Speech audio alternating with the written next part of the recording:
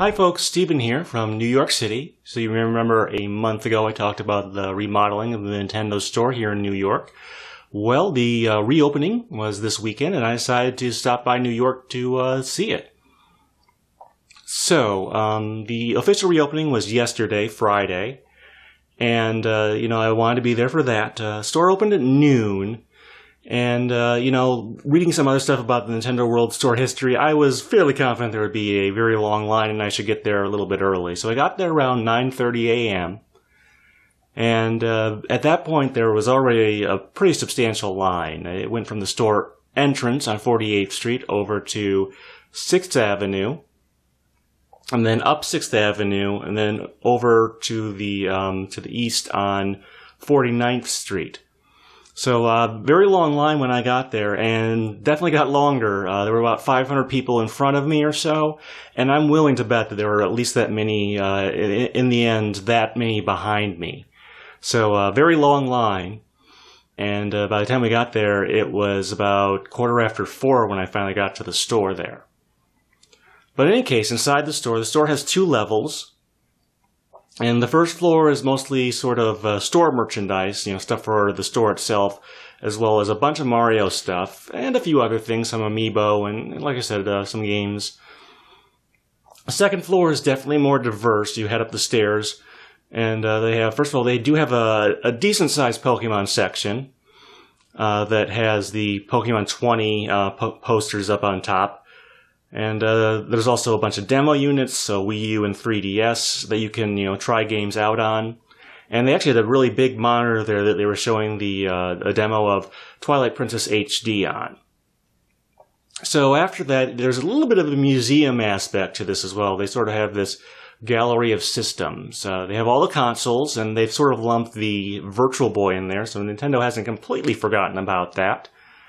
And then they have a large display of their handheld systems, starting with some of their LCD games, the Game & Watch, Game Boy Color, all the way up to the 3DS. And they have a lot of special models there.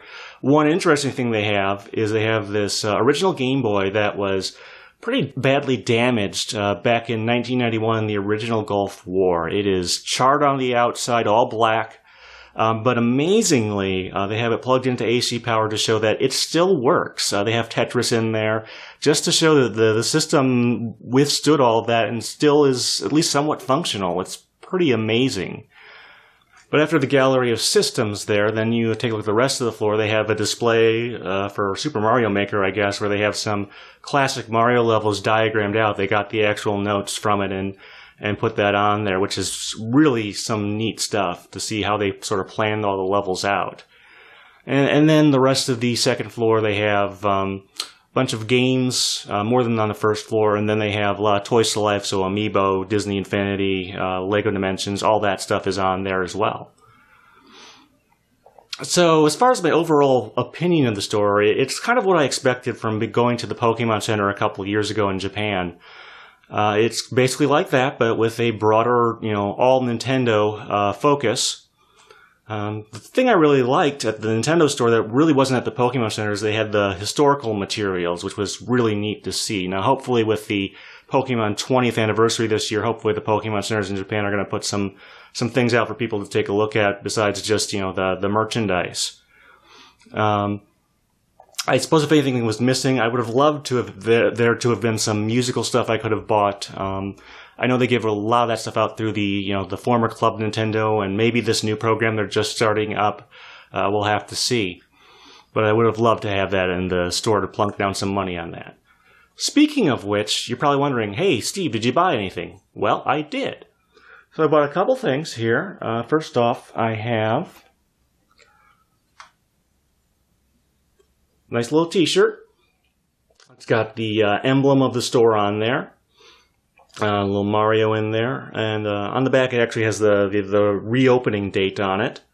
And, if you bought this weekend, while supplies last, I think they ran out today, Saturday, you got this nice little extra that goes with it. It's this coin here. There's a couple designs. I got the Mario one. And on the other side it has the seal of the store, which is pretty neat. So that was a nice little bonus I got there.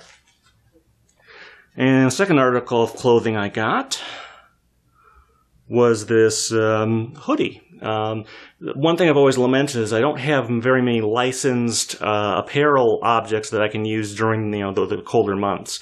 Plenty of t-shirts, but it's nice to have something that I can wear when it's not warm out.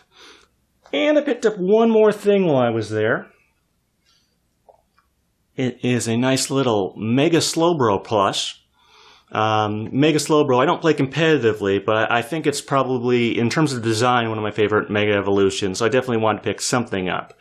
And I just like the design. So that was what I picked up there. And moving on from that, do you have any questions about the store? Things you want to know if they had there, or just questions about the store in general? And do you have any thoughts? Go ahead and give that to us, either as a comment or as an email. Really do look forward to hearing from you. All right, folks, thanks.